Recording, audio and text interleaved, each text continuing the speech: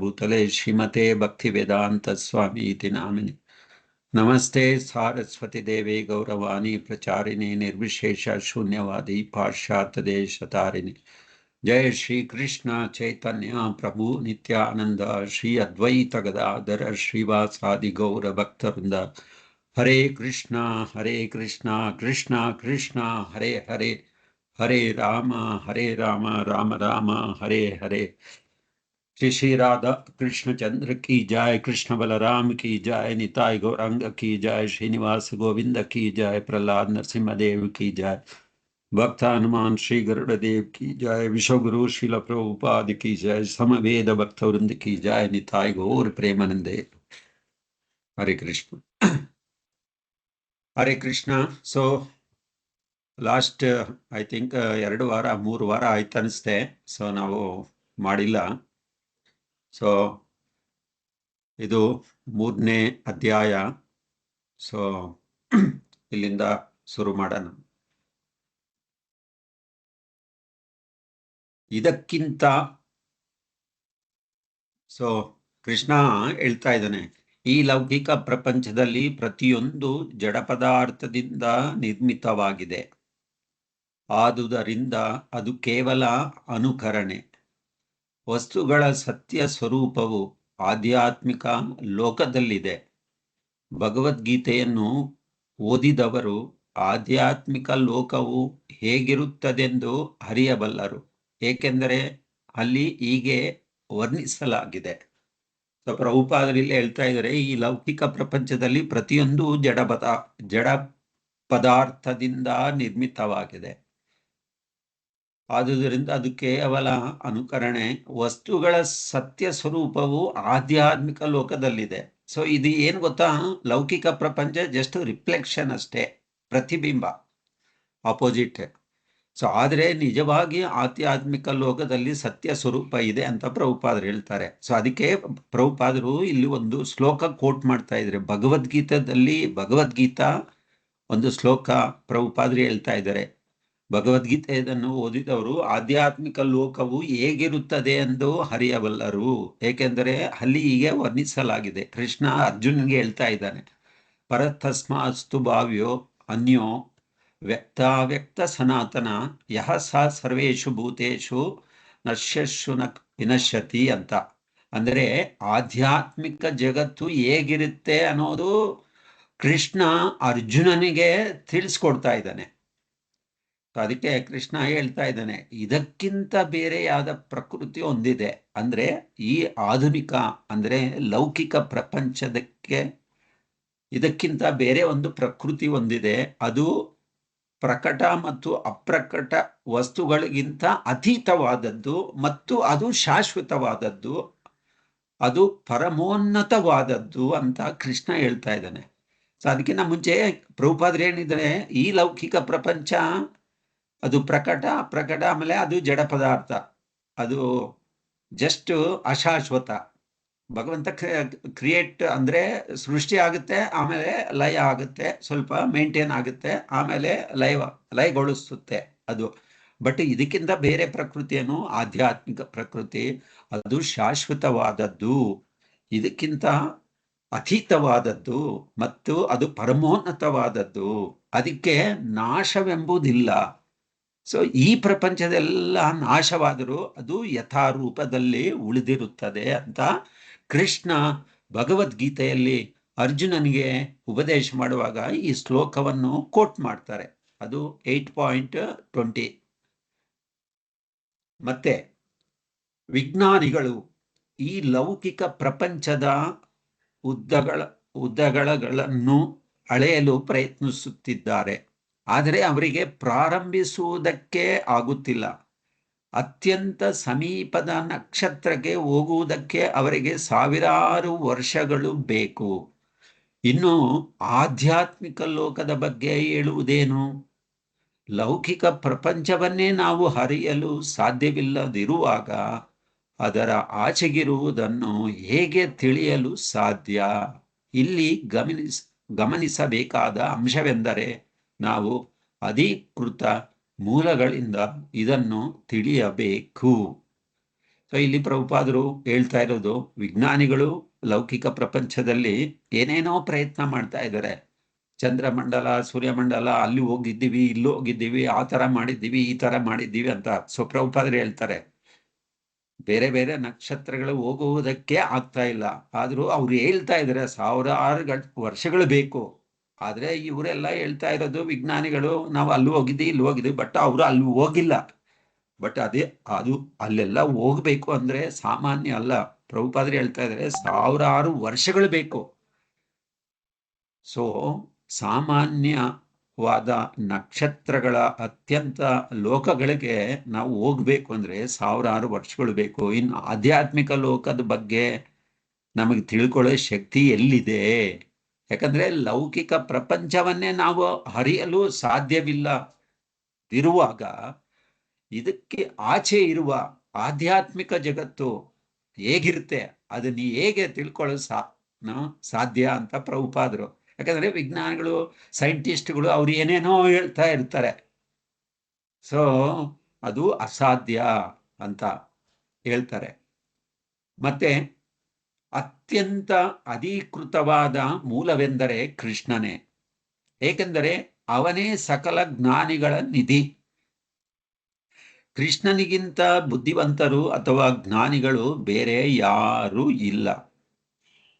ಈ ಲೌಕಿಕ ಪ್ರಪಂಚದ ಆಚೆಗೆ ಆಧ್ಯಾತ್ಮಿಕ ಆಕಾಶವಿದೆ ಎಂದು, ಅದು ಅಸಂಖ್ಯಾತ ಗ್ರಹಗಳಿಂದ ತುಂಬಿದೆ ಎಂದು ಕೃಷ್ಣನು ನಮಗೆ ಹೇಳುತ್ತಾನೆ. ಆ ಆಕಾಶವು ಲೌಕಿಕ ಅಂತರಿಕ್ಷಕ್ಕಿಂತ ಬಹುಪಾಲು ದೊಡ್ಡದಾಗಿದೆ. ಈ ಲೌಕಿಕ ಅಂತರಿಕ್ಷವು ಸಮಸ್ತ ಸೃಷ್ಟಿಯ ಕಾಲು ಭಾಗವನ್ನು ಮಾತ್ರ ಹೊಂದಿದೆ. ಹಾಗೆಯೇ ಈ ಲೌಕಿಕ ಪ್ರಪಂಚದಲ್ಲಿರುವ ಜೀವಿಗಳು ಸಮಸ್ತ ಸೃಷ್ಟಿಯಲ್ಲಿರುವ ಜೀವಿಗಳ ಒಂದು ಸಣ್ಣ ಭಾಗ ಮಾತ್ರ. ಈ ಲೌಕಿಕ ಪ್ರಪಂಚವನ್ನು ಒಂದು ಸೆರೆಮನೆಗೆ ಹೋಲಿಸಲಾಗಿದೆ. ಅಲ್ಲಿರುವ ಬಂದಿಗಳು ಹೇಗೆ ಒಟ್ಟು ಜನಸಂಖ್ಯೆಯ ಒಂದು ಭಾಗವಾಗಿರುತ್ತಾರೋ, ಹಾಗೆಯೇ ಈ ಲೌಕಿಕ ಪ್ರಪಂಚದಲ್ಲಿರುವ ಜೀವಿಗಳು ಸಮಸ್ತ ಜೀವಿಗಳ ಅತ್ಯಲ್ಪ ಪ್ರಮಾಣವಾಗಿದ್ದಾರೆ. ಸೊ ಇಲ್ಲಿ ಪ್ರಭುಪಾದರು ಏನ್ ಹೇಳ್ತಾ ಇದ್ದಾರೆ, ಸೊ ಭೌತಿಕ ಪ್ರಪಂಚಕ್ಕೆ ಆಧ್ಯಾತ್ಮಿಕ ಪ್ರಪಂಚಕ್ಕೆ ವ್ಯತ್ಯಾಸ ಹೇಳ್ತಾ ಇದ್ದಾರೆ. ಯಾಕಂದ್ರೆ ಈ ಭೌತಿಕ ಪ್ರಪಂಚ ಒಂದು ಕಾರಾಗಾರ ಮನೆ ಇದ್ದಾಗೆ. ಅಂದ್ರೆ ಒಂದು ಕಾಲು ಭಾಗಷ್ಟು ಭೌತಿಕ ಪ್ರಪಂಚ, ಮುಕ್ಕಾಲು ಭಾಗಷ್ಟು ಆಧ್ಯಾತ್ಮಿಕ ಪ್ರಪಂಚ. ಸೊ ಇದು ಕಾಲು ಭಾಗ ಮಾತ್ರ ಹೊಂದಿದೆ, ಅದು ಮುಕ್ಕಾಲು ಭಾಗ ಹೊಂದಿದೆ ಅಂತ ಪ್ರಭುಪಾದರು ಹೇಳ್ತಾರೆ. ಆಮೇಲೆ ನಾವು ಜ್ಞಾನ ಪಡಿಬೇಕು ಅಂದ್ರೆ ಕೃಷ್ಣನೇ ಸಕಲ ಜ್ಞಾನಗಳ ನಿಧಿ. ಯಾಕಂದ್ರೆ ಕೃಷ್ಣ ಭಗವದ್ಗೀತಾ ಅಂತಹ ಅಂತಹ ಅತ್ಯುತ್ತಮವಾದ ಒಂದು ಜ್ಞಾನವನ್ನು ಕೊಟ್ಟಿದ್ದಾರೆ. ಸೊ ಕೃಷ್ಣನಿಗಂತ ಬುದ್ಧಿವಂತರು ಯಾರೂ ಇಲ್ಲ. ಸೊ ಅಥವಾ ಜ್ಞಾನಿಗಳು ಬೇರೆ ಬೇರೆ ಯಾರೂ ಇಲ್ಲ. ಸೊ ಈ ಲೌಕಿಕ ಪ್ರಪಂಚದಲ್ಲಿ ಆಚೆಗೆ ಆಧ್ಯಾತ್ಮಿಕ ಆಕಾಶವಿದೆ ಎಂದು ಅವನೇ ತಿಳ್ಕೊಳ್ಬೇಕು. ಮತ್ತೆ ಭಗವಂತನ ಪ್ರತಿನಿಧಿಗಳ ಮುಖಾಂತರವಾಗಿ, ಶಾಸ್ತ್ರಗಳ ಮುಖಾಂತರವಾಗಿ, ವೇದಗಳ ಮುಖಾಂತರವಾಗಿ ನಾವು ತಿಳ್ಕೋಬೇಕು. ಯಾಕಂದ್ರೆ ವೇದಗಳು, ಶಾಸ್ತ್ರಗಳು ಎಲ್ಲಿ ಕೃಷ್ಣ ನಮಗೆ ತಿಳಿಸ್ಕೊಡ್ತಾನೆ. ಯಾಕಂದ್ರೆ ಈ ಎಲ್ಲ ವೇದಗಳು ಭಗವಂತನ ಮುಖದಿಂದ, ಅವನ ಒಂದು ಉಸಿರಾಟದಿಂದ ಬಂದಿರೋದು. ಸೊ ಭಗವಂತ ಸಾಕ್ಷಾತ್ ಭಗವಂತನ ಮುಖಾರವಿಂದದಿಂದ ಬಂದಿರೋ ವೇದಗಳಿಂದ ನಾವು ತಿಳ್ಕೋಬೇಕು, ಅಥವಾ ಭಗವಂತನಿಂದಾನೇ ತಿಳ್ಕೋಬೇಕು, ಅಥವಾ ಭಗವಂತನ ಪ್ರತಿನಿಧಿಗಳ ಗುರುಗಳಿಂದ ನಾವು ತಿಳ್ಕೋಬೇಕು ಅಂತ. ಸೊ ಅದಕ್ಕೆ ಇಲ್ಲಿ ಈ ಪ್ಯಾರಾಗ್ರಾಫ್ ಅಲ್ಲಿ ಅವರು ಹೇಳ್ತಾ ಇದ್ದಾರೆ, ಈ ಲೌಕಿಕ ಅಂತರಿಕ್ಷಕ್ಕಿಂತ ಬಹುಪಾಲು ದೊಡ್ಡದಾಗಿದೆ. ಅದು ಏನು ಆಧ್ಯಾತ್ಮಿಕ ಜಗತ್ತು ಅದು. ಆಮೇಲೆ ಪ್ರಭುಪಾದರು ಹೇಳ್ತಾ ಇದ್ದಾರೆ, ಸಮಸ್ತ ಸೃಷ್ಟಿಯಲ್ಲಿರುವ ಜೀವಿಗಳ ಒಂದು ಸಣ್ಣ ಭಾಗ ಮಾತ್ರ ಎಲ್ಲಿ, ಈ ಲೌಕಿಕ ಪ್ರಪಂಚದಲ್ಲಿ. ಸೊ ಅದು ಒಂದು ಸೆರೆಮನೆಗೆ ಹೋಲಿಸಲಾಗಿದೆ, ಲೈಕ್ ಜೈಲಿದ್ದಾಗೆ. ಸೊ ಅಲ್ಲಿ ಬಂದಿಗಳು ಹೇಗೆ ಒಟ್ಟು ಜನಸಂಖ್ಯೆ ಒಂದು ಭಾಗ ಅಷ್ಟೇ. ಇವಾಗ ಬ್ಯಾಂಗ್ಳೂರಲ್ಲಿ ಎಷ್ಟು ಜನಸಂಖ್ಯೆ ಇದೆ, ಅದರಲ್ಲಿ ಒಂದು ಭಾಗನೂ ಎಲ್ಲೋ ಒಂದು ಮೂಲೆಯಲ್ಲಿ ಸೆರೆಮನೆ ಒಳಗಡೆ ಇರ್ತಾರೆ. ಸೊ ಆ ಥರ ಈ ಲೌಕಿಕ ಪ್ರಪಂಚದಲ್ಲಿ ಜೀವಿಗಳು. ಆದರೆ ಸಮಸ್ತ ಜೀವಿಗಳ ಅತ್ಯಲ್ಪ ಪ್ರಮಾಣವಾಗಿದ್ದಾರೆ. ಅದು ಮುಕ್ಕಾಲು ಭಾಗ ಲೌಕಿಕ ಆಧ್ಯಾತ್ಮಿಕ ಜಗತ್ತಲ್ಲಿ ಇರುವ ಜನಸಂಖ್ಯೆ. ಮತ್ತೆ ದೇವರ ವಿರುದ್ಧ ಪ್ರತಿಭಟಿಸಿದ ಅಪರಾಧಿಗಳನ್ನು ಈ ಲೌಕಿಕ ಪ್ರಪಂಚಕ್ಕೆ ಹಾಕಲಾಗಿದೆ. ಯಾಕಂದ್ರೆ ನಾವು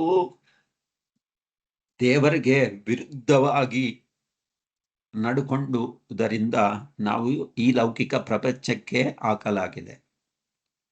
ಕೆಲವು ಸಲ ಅಪರಾಧಿಗಳು ತಾವು ಸರ್ಕಾರವನ್ನು ಲಕ್ಷಿಸುವುದಿಲ್ಲ ಎಂದು ಹೇಳುತ್ತಾರೆ, ಆದರೂ ಅವರನ್ನು ಸೆರೆ ಹಿಡಿದು ಶಿಕ್ಷಿಸಲಾಗುತ್ತದೆ. ಸೊ ಯಾರು ಸರ್ಕಾರದ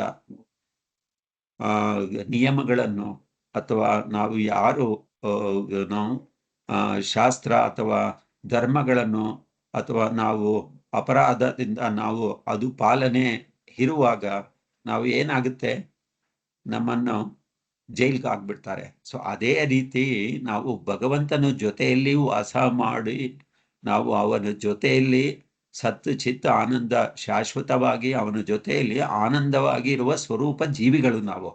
ಆದರೆ ನಾವು ಇವಾಗ ಏನಾಗಿದೆ, ಭಗವಂತನಿಗೆ ಮುಖ ವಿಕಾರ ಅಂದ್ರೆ ನಾನು ಭಗವಂತನ ತರ ಎಂಜಾಯ್ ಮಾಡಬೇಕು, ನಾನು ಭಗವಂತನ ತರ ಸ್ವತಂತ್ರವಾಗಿರ್ಬೇಕು. ಸೊ ಅದರಿಂದ ಭಗವಂತ ಏನು ಈ ನಮೂನ ಪ್ರಪಂಚವನ್ನು ಲೌಕಿಕ ಪ್ರಪಂಚವನ್ನು ಸೃಷ್ಟಿ ಮಾಡಿ ಇಲ್ಲಿ ನಮ್ಮನ್ನ ತಳ್ಳಿಬಿಟ್ಟು ಇಲ್ಲಿ ಹಾಕಲಾಗಿದೆ. ಸೊ ಅಪರಾಧಿಗಳು ನಾವು. ಸೊ ಅದಕ್ಕೆ ಹೇಗೆ ಸರ್ಕಾರ ಅವರನ್ನು ಜೈಲ್ಗಾಗುತ್ತಾ ಅದೇ ರೀತಿ ಭಗವಂತ ನಮ್ಮನ್ನು ಈ ನಮೂನ ಪ್ರಪಂಚ ಲೌಕಿಕ ಪ್ರಪಂಚದಲ್ಲಿ ನಾವು ಜೈಲಲ್ಲಿ ಇದ್ದಾಗೆ ಅಂತ ಅವರು ವ್ಯತ್ಯಾಸ ಹೇಳ್ತಾ ಇದ್ದಾರೆ. ಲೌಕಿಕ ಪ್ರಪಂಚಕ್ಕೆ ಆಧ್ಯಾತ್ಮಿಕ ಪ್ರಪಂಚಕ್ಕೆ ಅಲ್ಲಿರುವ ಜೀವಿಗಳು ಇಲ್ಲಿರುವ ಜೀವಿಗಳಿಗೆ ವ್ಯತ್ಯಾಸ ಪ್ರಭುಪಾದರಲ್ಲಿ ಹೇಳ್ತಾ ಇದ್ದಾರೆ. ಆದರೂ ಅವರನ್ನು ಸೆರೆ ಹಿಡಿದು ಶಿಕ್ಷಿಸಲಾಗುತ್ತದೆ. ಹಾಗೆಯೇ ದೇವರ ವಿರುದ್ಧ ಪ್ರತಿಭಟನೆಯನ್ನು ಸಾರುವ ಜೀವಿಗಳನ್ನು ಲೌಕಿಕ ಪ್ರಪಂಚದಲ್ಲೇ ಇರಿಸಲಾಗಿದೆ. ಸೊ ನಾವೆಲ್ಲ ಇರುವುದಕ್ಕೆ ಕಾರಣ ಏನಪ್ಪಾ ಅಂದ್ರೆ ನಾವು ಉಲ್ಲಂಘನೆ ಅಂದ್ರೆ ಭಗವಂತನ ಜೊತೆಯಲ್ಲಿ ಭಗವಂತನ ಅನುಕೂಲವಾಗಿ ಅವನ ದಿಂದ ನಾವು ವಾಸ ಮಾಡ್ತಾ ಇಲ್ಲ. ಅನಾನುಕೂಲವಾಗಿ ನಾನು ಎಂಜಾಯ್ ಮಾಡಬೇಕು, ನನಗೂ ಸ್ವತಂತ್ರತೆ ಬೇಕು, ನಾನು ಪಾಲನೆ ಮಾಡಬೇಕು ಅಂತ ವಿರುದ್ಧವಾಗಿ ನಾವು ನಡ್ಕೊಂಡಿರುವುದರಿಂದ ಈ ಲೌಕಿಕ ಪ್ರಪಂಚದಲ್ಲಿ ನಾವು ತಳ್ಳಲಾಗಿದೆ ಅಂತ ಪ್ರಭುಪಾದರು ಹೇಳ್ತಾ ಇದ್ದಾರೆ. ಮತ್ತೆ ಮೂಲತಃ ಎಲ್ಲಾ ಜೀವಿಗಳು ಭಗವಂತನ ವಿಭಿನ್ನ ಅಂಶಗಳೇ. ಸೊ ಪ್ರಭುಪಾದರು ಇಲ್ಲಿ ಹೇಳ್ತಾ ಇದ್ದಾರೆ, ನಾವೆಲ್ಲ ಭಗವಂತನ ವಿಭಿನ್ನ ಅಂಶಗಳು. ಭಗವಂತನೊಡನೆ ಅವರದು ತಂದೆ ಮಕ್ಕಳ ಸಂಬಂಧ. ಪ್ರಭುಪಾದರು ಹೇಳ್ತಾ ಇದ್ದಾರೆ, ನಾವೆಲ್ಲ ಭಗವಂತನ ಜೊತೆಯಲ್ಲಿ ನಮಗೆ ತಂದೆ ಮಕ್ಕಳ ಸಂಬಂಧ ಇದ್ದಾಗೆ. ಸೊ ನಾವೆಲ್ಲ ಅಲ್ಪ, ಭಗವಂತ ಅವನು ತಂದೆ ಇದ್ದಾಗೆ, ನಾವೆಲ್ಲ ಅವನ ಅಂಶಗಳು. ಮಮೈವ ಅಂಶೋ ಜೀವಲೋಕೆ ಜೀವಭೂತ ಸನಾತನ ಅಂತ ಕೃಷ್ಣ ಭಗವದ್ಗೀತದಲ್ಲೇ ಹೇಳಿದ್ದಾನೆ. ನಾವೆಲ್ಲ ಭಗವಂತನ ಒಂದು ಅಂಶ. ನಮ್ಮ ಸ್ವರೂಪ ಭಗವಂತನ ಜೊತೆಯಲ್ಲಿ ಭಗವಂತನ ಒಂದು ಯಾವ ರೀತಿ ತಂದೆ ಮಕ್ಕಳಿಗೆ ಸಂಬಂಧ ಇದೋ ಆ ಸಂಬಂಧ ಹೊಂದಿರುವ ಈ ಆತ್ಮನೂ ಭಗವಂತನ ಜೊತೆ ಪರಮಾತ್ಮನ ಜೊತೆಯಲ್ಲಿ ಸಂಬಂಧ ಇದೆ. ಆದ್ರೆ ನಾವು ಕಳ್ಕೊಂಡ್ಬಿಟ್ಟಿದ್ದೀವಿ. ಅದಕ್ಕೆ ನಾವು ಮಾಯದಲ್ಲಿ ಈ ಲೌಕಿಕ ಪ್ರಪಂಚದಲ್ಲಿ ವಾಸ ಮಾಡ್ತಾ ಇದ್ದೀವಿ. ಆಮೇಲೆ ಕ್ರಿಶ್ಚಿಯನ್ನರು ಕೂಡ ಭಗವಂತನನ್ನು ತಮ್ಮ ಶ್ರೇಷ್ಠ ತಂದೆ ಎಂದು ಭಾವಿಸುತ್ತಾರೆ. ಚರ್ಚುಗಳಿಗೆ ಹೋಗುವ ಕ್ರಿಶ್ಚಿಯನ್ನರನ್ನು ಸ್ವರ್ಗದಲ್ಲಿರುವ ನಮ್ಮ ತಂದೆ ಎಂದು ಪ್ರಾರ್ಥಿಸುತ್ತಾರೆ. ಸೊ ಪ್ರಭುಪಾದರು ಉದಾಹರಣೆ ಇಲ್ಲಿ ಹೇಳ್ತಾ ಇದ್ದಾರೆ. ಕ್ರಿಶ್ಚಿಯನ್ನರು ಅವರು ಅಷ್ಟೇ ಜೀಸಸ್ ಭಗವಂತ ತಂದೆ ಅಂತ ಭಾವಿಸ್ತಾರೆ. ಅವರು ಚರ್ಚ್ಗಳಿಗೆ ಹೋಗುವಾಗ ಅವರು ಕ್ರಿಶ್ಚಿಯನ್ನರು ಸ್ವರ್ಗದಲ್ಲಿರುವ ನಮ್ಮ ತಂದೆ ಇದ್ದಾರೆ ಅದೇ ತರ. ಸೊ ದೇವರು ತಂದೆ ಎಂಬ ಕಲ್ಪನೆ ಭಗವದ್ಗೀತೆದಲ್ಲೂ ಕೃಷ್ಣ ಹೇಳಿದ್ದಾನೆ. ಸೊ ಅದಕ್ಕೆ ಪ್ರಭುಪಾದರು 14ನೇ ಅಂದ್ರೆ ಕೃಷ್ಣ 14ನೇ ಅಧ್ಯಾಯ 4ನೇ ಶ್ಲೋಕದಲ್ಲೂ ಹೇಳಿದ್ದಾರೆ, ಸರ್ವ ಯೋನೀಷು ಕೌಂತೆಯ ಮೂರ್ತಯ ಸಂಭವಂತಿಯ ತಾಶಾಂಸಿ ಬ್ರಹ್ಮ ಮಹದ್ ಯೋನಿರ್ ಅಹಂ ಬೀಜ ಪ್ರದಪಿತಃ ಅಂತ. ಓ ಅರ್ಜುನ, ಕುಂತಿ ಪುತ್ರನೇ, ಈ ಲೌಕಿಕ ಪ್ರಪಂಚದಲ್ಲಿ ಎಲ್ಲ ಜೀವಜಾತಿಗಳು ಜನರಿಂದ ವ್ಯಕ್ತರಾಗಿರುತ್ತಾರೆ. ಅವರೆಲ್ಲರೂ ಬೀಜ ಪ್ರಧಾನನಾದ ತಂದೆ ನಾನೇ ಅಂತ ಕೃಷ್ಣ ಹೇಳ್ತಾ ಇದ್ದಾನೆ. ನಾವೆಲ್ಲ ಯಾಕಂದ್ರೆ ಭಗವಂತನ ಅಂಶಗಳು, ನಾವು ಭಗವಂತನ ತಂದೆ ಇದ್ದಾಗೆ ಅಂತ. ಆಮೇಲೆ ಪ್ರಭುಪಾದರು ಜಲಚರಗಳು, ಸಸ್ಯಗಳು, ಪಕ್ಷಿಗಳು, ಪ್ರಾಣಿಗಳು, ಕ್ರಿಮಿಕೀಟಗಳು, ಮಾನವರು ಎಲ್ಲ ಸೇರಿ 84 ಲಕ್ಷ ಜೀವಜಾತಿಗಳು ಇವೆ. ಸೊ ಮನುಷ್ಯ ಜಾತಿಯಲ್ಲಿ ಬಹುಪಾಲು ಮಂದಿ ಅನಾಗರಿಕರು. ನಾಗರಿಕರಾದ ಕೆಲವೇ ಮಂದಿಯಲ್ಲಿ ಅತ್ಯಲ್ಪ ಸಂಖ್ಯೆಯ ಜನರು ಮಾತ್ರ ಧಾರ್ಮಿಕ ಜೀವನವನ್ನು ಅರಿಸಿಕೊಳ್ಳುತ್ತಾರೆ. ಸೊ ಇಲ್ಲಿ ಪ್ರಭುಪಾದರು ಹೇಳ್ತಾ ಇದ್ದಾರೆ, ಟೋಟಲ್ಲು ಜೀವಜಾತಿಗಳು, ಜೀವರಾಶಿಗಳು ಎಷ್ಟಿದೆ? 84 ಲಕ್ಷ ಜೀವಜಾತಿಗಳಿವೆ ಅಂತೆ. ಅದರಲ್ಲಿ 4 ಲಕ್ಷ ಮಾತ್ರ ಮನುಷ್ಯ ಜಾತಿ. ಆ 4 ಲಕ್ಷದಲ್ಲಿ ಕೆಲವರು ಅನಾಗರಿಕರು, ಕೆಲವರು ನಾಗರಿಕರು. ಸೊ ಈ ತರ ಇರ್ತಾರೆ. ಸೊ ಬಟ್ ಈ 4 ಲಕ್ಷ ಜಾತಿಗಳಲ್ಲಿ ಬಹುಪಾಲು ಮಂದಿ ಅನಾಗರಿಕಂತೆ. ಮತ್ತೆ ನಾಗರಿಕರಾದ ಕೆಲವೇ ಮಂದಲ್ಲಿ, ಅಂದ್ರೆ ಅತ್ಯಲ್ಪ ಸಂಖ್ಯೆಯ ಜನರು ಮಾತ್ರ ಧಾರ್ಮಿಕ ಜೀವನವನ್ನು ಅರಿಸಿಕೊಳ್ಳುತ್ತಾರೆ. ಜಸ್ಟ್ ಇಮ್ಯಾಜಿನ್, ಊಹೆ ಮಾಡಿ, ಯೋಚನೆ ಮಾಡಿ, 4 ಲಕ್ಷ ಮನುಷ್ಯ ಜಾತಿಗಳು, ಅದರಲ್ಲಿ ನಾಗರಿಕರು ಅನಾಗರಿಕರು ಎಷ್ಟು ಜನ? ನಾಗರಿಕರು ಓನ್ಲಿ ಅತ್ಯಲ್ಪ ಸಂಖ್ಯೆ. ಆದರೂ ಏನು, ಅವರು ಧಾರ್ಮಿಕ ಜೀವನವನ್ನು ಪಾಲನೆ ಮಾಡ್ತಾ ಇರ್ತಾರೆ. ಹಾಗೆ ಧಾರ್ಮಿಕರೆಂದು ಹೇಳಿಕೊಳ್ಳುವರಲ್ಲೂ ಕೂಡ ನಾನು ಹಿಂದೂ, ನಾನು ಮುಸ್ಲಿಂ, ನಾನು ಕ್ರಿಶ್ಚಿಯನ್, ಸೊ ಈ ತರ. ಸೊ ಯಾರು ಧಾರ್ಮಿಕ ಜೀವನ ಮಾಡ್ತಾ ಇದ್ದಾರಲ್ವಾ, ಅತ್ಯಲ್ಪ ಧಾರ್ಮಿಕರೆಂದು, ಅವರಲ್ಲೂ ಭೇದ ವಿವಾದಗಳು, ಜಾತಿ ಮತಗಳು ಈ ರೀತಿ ಪ್ರಭುಪಾದರು ಹಿಂದೂ ಕೆಲವರು, ಮುಸ್ಲಿಂ ಕೆಲವರು, ಕ್ರಿಶ್ಚಿಯನ್ ಇತ್ಯಾದಿಯಾಗಿ ಹೇಳಿಕೊಳ್ಳುವವರೇ ಹೆಚ್ಚಾಗಿದ್ದಾರೆ. ಕೆಲವರು ಜನೋಪಕಾರ ಕಾರ್ಯಗಳಲ್ಲಿ ತೊಡಗಿದ್ದಾರೆ. ಕೆಲವರು ಬಡಬಗ್ಗರಿಗೆ ದಾನ ಮಾಡುತ್ತಾರೆ. ಶಾಲೆಗಳನ್ನು, ಆಸ್ಪತ್ರೆಗಳನ್ನು ತೆರೆಯುತ್ತಾರೆ. ಈ ಲೋಕಹಿತ ಕಾರ್ಯವನ್ನು ಕರ್ಮಕಾಂಡ ಎಂದು ಕರೆಯುತ್ತಾರೆ. ಸೊ ಇಂತಹ ಲಕ್ಷಾಂತರ ಕರ್ಮಕಾಂಡಿಗಳಲ್ಲಿ ಒಬ್ಬನು ಜ್ಞಾನಿ ಇರಬಹುದು. ಸೊ ಇಂತಹ ಲಕ್ಷಾಂತರ ಜ್ಞಾನಿಗಳೇ ಒಬ್ಬನು ಮುಕ್ತನಾಗಬಹುದು.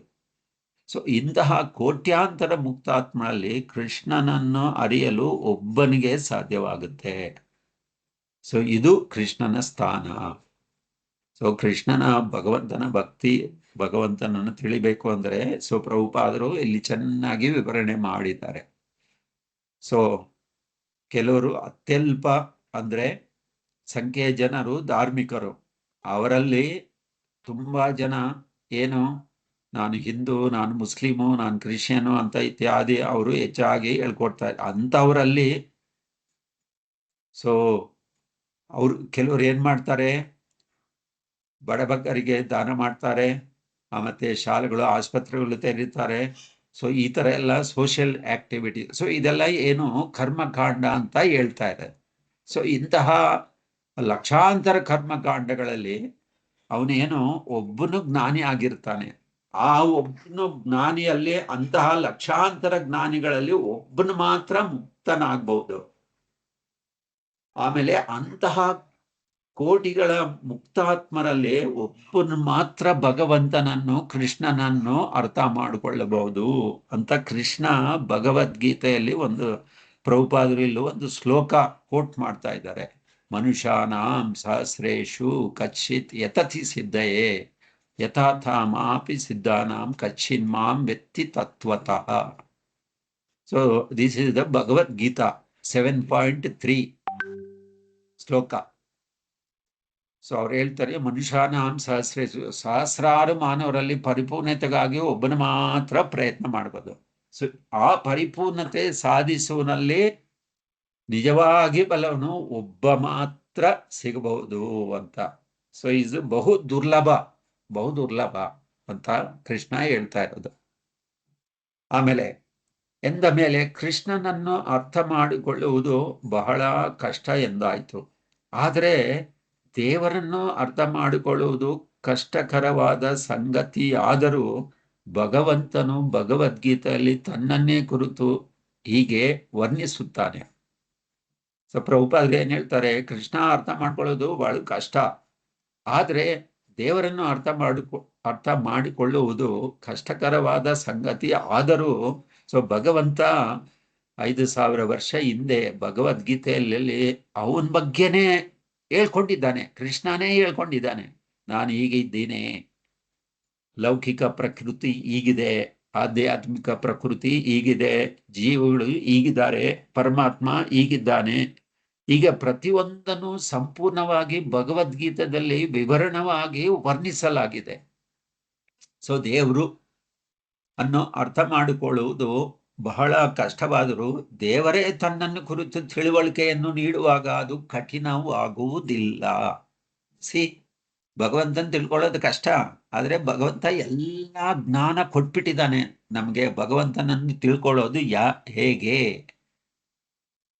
ಸೊ ಪ್ರಕೃತಿ ಏನು, ನಾವ್ಯಾರು, ಭಗವಂತನಿಗೆ ನಮಗೆ ಸಂಬಂಧ ಏನು, ಜೀವಗಳೇ ಯಾರು, ಪರಮಾತ್ಮ ಯಾರು, ಪ್ರತಿಯೊಂದು ಅವನ ಜೊತೆಯಲ್ಲಿ ಹೇಗೆ ಸಂಬಂಧ ಹೊಂದಿಕೊಂಡಿದೆ. ಸೊ ಎಲ್ಲ ಭಗವದ್ಗೀತೆಯಲ್ಲಿ ಕೃಷ್ಣ ಅರ್ಜುನನಿಗೆ ಜ್ಞಾನ ಕೊಟ್ಟಿದ್ದಾನೆ. ದೇವರನ್ನು ತಿಳ್ಕೊಳ್ಳೋದು ಕಷ್ಟನೇ, ಆದ್ರೆ ದೇವರೇ ಅದನ್ನು ತಿಳಿಸ್ಕೊಟ್ಟಿದ್ದಾನೆ ನಮ್ಗೆ, ಕೃಷ್ಣನೇ ತಿಳಿಸ್ಕೊಟ್ಟಿದ್ದಾನೆ. ಸೊ ನಿಜವಾಗಿ ದೇವರನ್ನ ಅರ್ಥ ಇರುವುದು ಅದೊಂದು ಮಾರ್ಗ. ಸೊ ನಮ್ಮ ಊಹಾತ್ಮಕ ಚಿಂತನೆಯಿಂದ ದೇವರನ್ನ ಅರ್ಥ ಮಾಡಿಕೊಳ್ಳುವುದು ಸಾಧ್ಯವಿಲ್ಲ. ಸೊ ಯಾವಾಗ ನಾವು ಸುಮ್ಮನೆ ಸ್ಪೆಕ್ಯುಲೇಷನ್ ಅಂದ್ರೆ ಊಹೆ ಮಾಡಿಕೊಂಡು ಭಗವಂತ ಆ ತರ ಇರ್ಬೋದು, ಈ ತರ ಇರ್ಬೋದು, ಹೇಗೆ ಭಗವಂತನ ಅರ್ಥ ಮಾಡ್ಕೊಳ್ಳೋದು, ಹೇಗೆ ಈ ಪ್ರಕೃತಿ ಏನು, ಜೀವಗಳೇನು, ನಾವು ಎಲ್ಲಿ ಹೋಗ್ತೀವಿ, ಹೇಗಿರ್ತೀವಿ, ಇದೆಲ್ಲ ತಿಳ್ಕೊಬೇಕಂದ್ರೆ ಭಗವಂತ ಸ್ವಯಂ ಬಂದು ಈ ಜ್ಞಾನ ನಮ್ಗೆ ತಿಳಿಸ್ಕೊಟ್ಟಿದ್ದಾನೆ.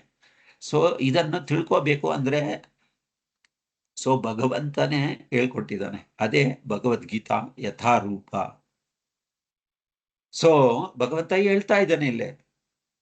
ಸೊ ಭಗವಂತನ ತಿಳ್ಕೊಳ್ಳೋದು ತುಂಬಾ ಸುಲಭ, ಅದಕ್ಕೆ ನಮ್ಮ ಊಹಾತ್ಮಕ ಚಿಂತನೆಯಿಂದ ನಾವು ತಿಳ್ಕೊಬೇಕು. ಭಗವಂತ ನಮಗೂ ಜ್ಞಾನ ಕೊಟ್ಟಿದ್ದಾನೆ. ಸೊ ಹೇಗೆ ದೇವರು, ಅವನು ಕೃಷ್ಣ ಹೇಳ್ಕೊಂತ ಇದ್ದಾನೆ, ದೇವರು ಅಪರಿಮಿತ, ನಾವು ಪರಿಮಿತ. ನಮ್ಮ ತಿಳುವಳಿಕೆ ಮತ್ತು ಗ್ರಹಣ ಶಕ್ತಿಗಳೆರಡೂ ಬಹಳ ಪರಿಮಿತವಾಗಿವೆ. ಸೊ ಎಂದ ಮೇಲೆ ನಾವು ಅಪರಿಮಿತನನ್ನು ಹೇಗೆ ಅರ್ಥ ಮಾಡಿಕೊಳ್ಳಲು ಸಾಧ್ಯ? ಸೊ ಭಗವಂತ, ಯಾಕಂದ್ರೆ ನಾವು ಓನ್ಲಿ ಪರಿಮಿತ ಮಾತ್ರ. ಇವಾಗ ಉದಾಹರಣೆಗೆ ನಾನು ಬೇರೆಯವ್ರ ಬಗ್ಗೆ ಏನಾದ್ರೂ ನಾನು ಕೇಳಬೇಕು ಅಂದ್ರೆ ನಾನು 2 ಕಿವಿಯಿಂದ ಮಾತ್ರ ನಾನು ಕೇಳ್ಬೋದು. ಆದರೆ ಭಗವಂತ 1084 ಜೀವಜಾತಿಗಳ ಮನೋಭಾವವನ್ನು ಕೇಳುವ ಸ್ವಭಾವ ಭಗವಂತನಿಗಿದೆ. ಅದಕ್ಕೆ ಅವನು ಅಪರಿಮಿತ ಅಂತ ಹೇಳ್ತಾರೆ. ನಾವ್ಗೆ ಏನ್ ಗೊತ್ತಾ, ಯಾರಾದ್ರೂ ಇಬ್ಬರು ನಿಮ್ಗೆ ಹೇಳಿದ್ರೆ ಅರ್ಥ ಆಗೋದು ತುಂಬಾ ಕಷ್ಟ. ನೀವು ಗಮನ ಕೊಡುವುದಕ್ಕೆ ಆಗಲ್ಲ. ಒಬ್ರು ಹೇಳ್ತಾ ಇದ್ರೆ ಇನ್ನೊಬ್ರು ಹೇಳ್ತಾರೆ, ಇಲ್ಲ ಫಸ್ಟ್ ನಾವ್ ಹೇಳ್ತೀವಿ, ಒಬ್ಬರನ್ನ ಕೇಳ್ಬಿಟ್ಟು ಇನ್ನೊಬ್ಬರನ್ನ ಕೇಳ್ತೀವಿ. ಆದ್ರೆ ಭಗವಂತ ಅಲ್ಲ, ಪ್ರತಿಯೊಬ್ಬ ಜೀವಿಯಲ್ಲೂ ಪರಮಾತ್ಮ ರೂಪದಲ್ಲಿ ಇದ್ದುಕೊಂಡು 84 ಲಕ್ಷ ಸಾವಿರಾರು ಜೀವರಾಶಿಗಳು ಏನೇನು ಅವ್ರ ಮನೋಭಾವ ಏನು, ಅವ್ರು ಏನ್ ತಿಳ್ಕೊಂತಾರೆ, ಏನ್ ಹೇಳ್ತಾರೆ, ಏನು ಪ್ರಾರ್ಥನೆ ಮಾಡ್ತಾರೆ, ಏನು ಮಾತಾಡ್ತಾ ಇದ್ದಾರೆ, ಎಲ್ಲ ಭಗವಂತನಿಗೆ ಗೊತ್ತು. ಸೊ ಇದೇ ವ್ಯತ್ಯಾಸ, ಪರಿಮಿತ ಅಪರಿಮಿತ. ಸೊ ದೇವರು ಅಪರಿಮಿತ. ಎಷ್ಟು ಜನ 1000 ಜನ ಮಾತಾಡಿದ್ರು ನಾವು ಕೇಳುವಷ್ಟು, ಆಮೇಲೆ ಅವ್ರಿಗೆ ಉತ್ತರ ಕೊಡುವಷ್ಟು ಜ್ಞಾನ ಭಗವಂತನ ಅವನು ಕೊಡ್ಬೋದು. ಆದ್ರೆ ನಾವು ಪರಿಮಿತರು ಮಾತ್ರ. ಸೊ ಇದೇ ವ್ಯತ್ಯಾಸ ದೇವರಿಗೂ ನಮಗೂ. ಸೊ ಅಪರಿಮಿತವನ್ನು ಹೇಗೆ ಅರ್ಥ ಮಾಡಿಕೊಳ್ಳ, ಸೊ ಈ ಅಪರಿಮಿತ ಹೇಳಿಕೆಯನ್ನು ನಾವು ಸುಮ್ಮನೆ ಸ್ವೀಕರಿಸಿದರೆ ಅವನನ್ನು ಅರಿತುಕೊಳ್ಳಲು ಸಾಧ್ಯವಾಗಬಹುದು. ಅಂತಹ ಅರಿವೇ ನಮ್ಮ ಪರಿಪೂರ್ಣತೆ. ಸೊ ನಾವು ಏನ್ ಗೊತ್ತಾ, ಯಥಾತಥವಾಗಿ ನಾವು ಭಗವಂತ ಏನ್ ಹೇಳ್ಕೊಡ್ತಾನೋ ನಾವು ಅದ್ ಕೇಳ್ಬೇಕಷ್ಟೇ. ನಾವು ಜಾಸ್ತಿ ಸುಮ್ಮನೆ ಊಹದಿಂದ ಸ್ಪೆಕ್ಯುಲೇಷನ್ ಮಾಡಬಾರ್ದು. ಯಾಕಂದ್ರೆ ನಾವೆಲ್ಲ ಪರಿಮಿತರು. ಸೊ ದೇವರನ್ನು ಕುರಿತು ಊಹಾತ್ಮಕ ಚಿಂತನೆಯು ನಮ್ಮನ್ನು ಎಲ್ಲಿಗೂ ತಲುಪುವುದಿಲ್ಲ. ನೋಡಿ, ಪ್ರಭುಪಾದರು ಹೇಳ್ತಾ ಇದ್ದಾರೆ, ಸುಮ್ಮನೆ ಊಹಾ ಮಾಡಿಕೊಂಡು ಆಗಿರ್ಬೋದು, ಈಗಿರ್ಬೋದು, ನಮಗೆ ಗುರಿಯನ್ನು ಕೊಡುವ, ನಾವು ಆ ಭಗವಂತನನ್ನು ಅರ್ಥ ಮಾಡಿಕೊಳ್ಳುವ ಶಕ್ತಿ ನಮ್ಗೆ ಬರುವುದಿಲ್ಲ. ಒಬ್ಬ ಹುಡುಗನು ತನ್ನ ತಂದೆ ಯಾರೆಂದು ತಿಳಿಯಲು ಬಯಸಿದರೆ ಅನುಸರಿಸಬೇಕಾದ ಸುಲಭ ವಿಧಾನ ತನ್ನ ತಾಯಿಯನ್ನು ಕೇಳುವುದು. ಆಗ ತಾಯಿಯು ಇವರೇ ನಿನ್ನ ತಂದೆ ಎಂದು ಹೇಳುತ್ತಾಳೆ. ನೋಡಿ, ಪ್ರಭುಪಾದರು ಸುಲಭವಾಗಿ ಒಳ್ಳೆ ಉದಾಹರಣೆ ಕೊಟ್ಟಿದ್ದಾರೆ. ದೇವರು ಯಾರಂತದ್ನ ನಾವು ತಿಳ್ಕೋಬೇಕು ಅಂದ್ರೆ ಇವಾಗ ನಾವು ಏನ್ ಮಾಡ್ಬೇಕು? ಊಹಾ ಮಾಡ್ಕೋಬಾರ್ದು. ಅವ್ರನ್ನೋಗಿ ಇವ್ರನ್ನೋಗಿ ಎಲ್ಲಾರನ್ನು ಕೇಳೋದಂಗಿಲ್ಲ. ಲೈಕ್ ಪ್ರಭುಪಾದರು ಹೇಳ್ತಾರೆ, ಒಬ್ಬ ಹುಡುಗ ತಂದೆ ಯಾರೆಂದು ತಿಳಿಯಬೇಕಾದ್ರೆ ಏನ್ ಮಾಡ್ಬೇಕು? ಆ ಹುಡುಗ ತಾಯಿ ಹತ್ರ ಹೋಗಿ ಕೇಳಬೇಕು. ಅವಾಗ ತಾಯಿ ಏನ್ ಹೇಳ್ತಾರೆ? ಇವರೇ ನಿನ್ನ ತಂದೆ ಎಂದು ಹೇಳ್ತಾರೆ. ಸೊ ಇದು ಪರಿಪೂರ್ಣ ತಿಳುವಳಿಕೆ ವಿಧಾನ. ಸೊ ಹುಡುಗ ಹೇಗೆ ತನ್ನ ತಂದೆ ಯಾರೆಂದು ತಿಳಿಯಲು ಊಹಾಪೋಹ ಅವನು ಮಾರ್ಗವನ್ನು ಹಿಡಿಯಬಹುದು. ಅವನು ಆ ತರ ತಿಳ್ಕೋಬಹುದು. ಓ, ಇವ್ರು ಇರ್ಬೋದು, ಅವ್ರು ಇರ್ಬೋದು, ಬೇರೆ ಯಾರೋ ಇರ್ಬೋದು. ಅವನು ಊಹಾ ಮಾಡಿಲ್ಲ. ಅವನು ಏನ್ ಮಾಡ್ಬೇಕು? ಹೋಗಿ ತಾಯಿನ ಕೇಳ್ಬೇಕು. ಅದೇ ರೀತಿ ಸೊ ಆ ಮನುಷ್ಯನೇ ಎಂದು ಕುತೂಹಲದಿಂದ ಇಡೀ ನಗರನವೆಲ್ಲ ಸುತ್ತುತ್ತಾ ನೀವು ನನ್ನ ತಂದೆ, ನೀವು ನನ್ನ ತಂದೆ ಅಂತ ಕೇಳಬಹುದು. ಆದ್ರೆ ಇಂತಹ ವಿಧಾನದಿಂದ ಪಡೆದ ತಿಳುವಳಿಕೆ ಯಾವಾಗಲೂ ಅಪರಿಪೂರ್ಣ. ಸೊ ಈ ವಿಧಾನದಿಂದ ಯಾರು ತನ್ನ ತಂದೆಯನ್ನು ಕಂಡುಹಿಡಿಯುವುದು ಸಾಧ್ಯವಿಲ್ಲ. ಸೊ ಒಬ್ಬ ಅಧಿಕೃತ ವ್ಯಕ್ತಿಯಿಂದ ತಿಳುವಳಿಕೆಯನ್ನು ಪಡೆಯುವುದೇ ಸರಳವಾದ ಮಾರ್ಗ. ಸೊ ಮೇಲಿನ ಉದಾಹರಣೆಯಲ್ಲಿ ತಾಯಿ ಅಂತಹ ಅಧಿಕೃತ ವ್ಯಕ್ತಿ. ಅವಳು ನೇರವಾಗಿ ನನ್ನ ಮುದ್ದಿನ ಮಗುವೆ, ಇವರೇ ನಿನ್ನ ತಂದೆ ಎಂದು ಹೇಳುತ್ತಾಳೆ. ಸೊ ಈ ರೀತಿಯಲ್ಲಿ ನಮ್ಮ ಅರಿವು ಪರಿಪೂರ್ಣವಾಗುತ್ತೆ. ಸೊ ದಿವ್ಯ ಜ್ಞಾನವು ಈಗಿಯೇ ದೊರಕುತ್ತೆ. ಸೊ ಈಗಷ್ಟೇ ನಾವು ಆಧ್ಯಾತ್ಮಿಕ ಪ್ರಪಂಚವನ್ನು ಕುರಿತು ಹೇಳುತ್ತಿದ್ದೇವೆ. ಅಂದ್ರೆ ಆಧ್ಯಾತ್ಮಿಕ ಪ್ರಪಂಚ ನಮ್ಮ ಊಹಾತ್ಮ ಚಿಂತನೆಗೆ ದಕ್ಕುವುದಿಲ್ಲ. ಆಧ್ಯಾತ್ಮಿಕ ಲೋಕ ಒಂದಿದೆ, ಅದೇ ನನ್ನ ಕೇಂದ್ರ ಸ್ಥಾನ ಎಂದು ದೇವರು ಹೇಳ್ತಾ ಇದ್ದಾರೆ. ಸೊ ಈ ರೀತಿಯಲ್ಲಿ ಶ್ರೇಷ್ಠ ಪ್ರಮಾಣವಾದ ಭಗವಂತನಿಂದ, ಕೃಷ್ಣನಿಂದ ನಾವು ತಿಳಿಯವನ್ನು ಪಡೆಯುತ್ತೇವೆ. ಯಾಕಂದ್ರೆ ನಾವು ಪರಿಪೂರ್ಣರಲ್ಲದಿರಬಹುದು, ಆದರೆ ನಮ್ಮ ತಿಳುವಳಿಕೆ ಪರಿಪೂರ್ಣವಾಗುತ್ತದೆ. ಏಕೆಂದ್ರೆ ಅದನ್ನು ಪರಿಪೂರ್ಣವಾದ ಆಕಾರದಿಂದ ಪಡೆಯುತ್ತವೆ. ಭಗವಂತನ ತಿಳಿಬೇಕಂದ್ರೆ ಭಗವಂತನೇ ಸ್ವಯಂ ನಮ್ದು ಜ್ಞಾನ ಕೊಟ್ಟಿದ್ದಾನೆ. ಅದೇ ಭಗವದ್ಗೀತಾ, ವೇದಗಳು, ಪುರಾಣಗಳು ಅವೆಲ್ಲ ನಮ್ಗೆ ತಾಯಿ ಇದ್ದಾಗೆ. ಸೊ ಅವು ಏನ್ ಹೇಳ್ತಾ ಇದೆ, ಆ ಜ್ಞಾನ ಏನ್ ಕೊಡ್ತಾ ಇದೆ? ಇವರೇ ಭಗವಂತ, ಇದೇ ಆಧ್ಯಾತ್ಮಿಕ ಲೋಕ. ಸೊ ಅವರು ಭಗವಂತ ಅಪರಿಮಿತ, ಆಧ್ಯಾತ್ಮಿಕ ಶಾಶ್ವತವಾದದ್ದು, ಇದು ಅಶಾಶ್ವತವಾದರೂ ಅದು ಹಾಗೇ ಇರುತ್ತೆ. ಸೊ ಇದೆಲ್ಲ ಭಗವಂತನ ಬಗ್ಗೆ ನಮಗೆ ಜ್ಞಾನ ಕೊಡ್ತಾ ಇದೆ. ಅದರಿಂದ ನಾವು ಪರಿಪೂರ್ಣರಾಗಬಹುದು. ಮತ್ತೆ ಮಾನವ ಸಮಾಜಕ್ಕೆ ಪರಿಪೂರ್ಣ ತಿಳುವಳಿಕೆಯನ್ನು ನೀಡುವುದು ಕೃಷ್ಣ ಪ್ರಜ್ಞೆ ಆಂದೋಲನದ ಉದ್ದೇಶ. ಸೊ ಅದಕ್ಕೆ ಪ್ರಭುಪಾದರು, ಇಸ್ಕಾನ್ ಸಂಸ್ಥೆ ಈ ಕೃಷ್ಣ ಪ್ರಜ್ಞೆ ಆಂದೋಲನ ಸೃಷ್ಟಿ ಮಾಡುವುದಕ್ಕೆ ಉದ್ದೇಶ ಏನಪ್ಪಾ ಅಂದ್ರೆ ಪರಿಪೂರ್ಣ ತಿಳುವಳಿಕೆ ಕೊಡುವುದು. ಅಂತಹ ತಿಳುವಳಿಕೆಯಿಂದ ಮಾನವನು ತಾನಾರು, ದೇವರು ಯಾರು, ಲೌಕಿಕ ಪ್ರಪಂಚವಿಂದ ಏನು, ನಾವಿಲ್ಲೇಕೆ ಬಂದಿದ್ದೀವಿ, ನಾವೇಕೆ ಇಷ್ಟೆಲ್ಲ ಕಷ್ಟ ಕಾರ್ಪಣ್ಯಗಳನ್ನು ಅನುಸರಿಸಬೇಕು ಮತ್ತು ನಾವು ಏಕೆ ಸಾಯಬೇಕು ಎಂದು ತಿಳಿಯಬಹುದು. ಸೊ ಈ ಕೃಷ್ಣ ಪ್ರಜ್ಞೆ ಉದ್ದೇಶ ಏನಪ್ಪಾ ಅಂತ ಪ್ರಭುಪಾದರು ಚೆನ್ನಾಗಿ ಹೇಳ್ಕೊಡ್ತಾರೆ. ನಾವು ಯಾರು, ದೇವ್ರು ಯಾರು, ಲೌಕಿಕ ಪ್ರಪಂಚ ಏನು, ನಾವೆಲ್ಲಿ ಹೋಗ್ತೀವಿ, ಇಷ್ಟು ಕಷ್ಟ ಕಾರ್ಪಣ್ಯಗಳು ಏನು, ಯಾಕೆ ನಾವು ಒಬ್ಬ ಜೀವಿ ಇಷ್ಟು ಅನುಭವಿಸ್ಬೇಕು, ನಾವು ಯಾಕೆ ಸಾಯ್ಬೇಕು. ಸೊ ಇದೆಲ್ಲ ಈ ಕೃಷ್ಣ ಪ್ರಜ್ಞೆ ಆಂದೋಲನ ಪರಿಪೂರ್ಣ ಜ್ಞಾನವನ್ನು ತಿಳುವುದಕ್ಕೆ, ಮಾನವ ಸಮಾಜಕ್ಕೆ ತಿಳುವುದಕ್ಕೆ ನಾವು ಈ ಕೃಷ್ಣ ಪ್ರಜ್ಞೆ ಆಂದೋಲನವನ್ನು ಸೃಷ್ಟಿ ಮಾಡಿದ್ದೀವಿ ಅಂತ ಪ್ರಭುಪಾದರು ಹೇಳ್ತಾರೆ. ಸೊ ಯಾರು ಸಾಯಲು ಬಯಸುವುದಿಲ್ಲ ಎಂಬುದೇನೋ ನಿಜ, ಆದರೆ ನಾವು ಸಾವು ಬಂದೇ ಬರುತ್ತೆ. ಯಾರು ಮುದುಕರಾಗಲು ಬಯಸುವುದಿಲ್ಲ, ಆದರೂ ಮುಪ್ಪು ಬಂದೇ ಬರುತ್ತೆ. ವ್ಯಾಧಿಗಳಿಂದ ನರಳಲು ಯಾರೂ ಬಯಸುವುದಿಲ್ಲ, ಆದರೆ ಕಾಯಿಲೆಗಳು ತಪ್ಪದೇ ಬರುತ್ತೆ. ಇವೆಲ್ಲ ಮನುಷ್ಯ ಜೀವನ ನಿಜವಾದ ಸಮಸ್ಯೆಗಳು. ಇವುಗಳಿಗೆ ಪರಿಹಾರವನ್ನು ಕಂಡುಕೊಳ್ಳಲು ಇನ್ನೂ ಸಾಧ್ಯವಾಗಿಲ್ಲ.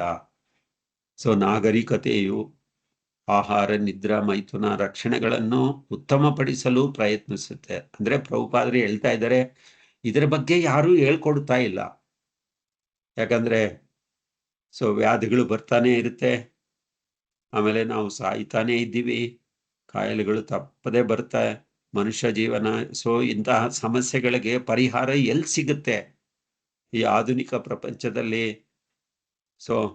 ನಿಜವಾದ ಸಮಸ್ಯೆಗಳು ಏನು ಹುಡುಕ್ತಾ ಇದ್ದಾರೆ?